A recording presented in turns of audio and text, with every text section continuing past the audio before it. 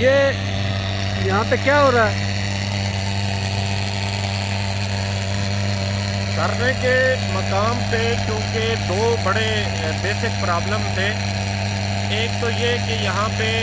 dengue چونکہ وبا کی شکل میں موجود ہے، راولپنڈی اسلام آباد میں بے تحاشا اس کے مریض دیکھے گئے ہیں، تو یہ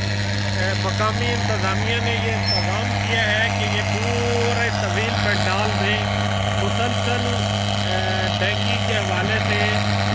چھڑکاؤ کیا جائے تاکہ یہاں پہ ڈینگی مچھر کم از کم نہ بچ پائے، اور آنے والے جو دور دراز کے علاقوں سے آنے والے لوگ ہیں، مولانا کے آزادی مارچ کے ساتھ جو لوگ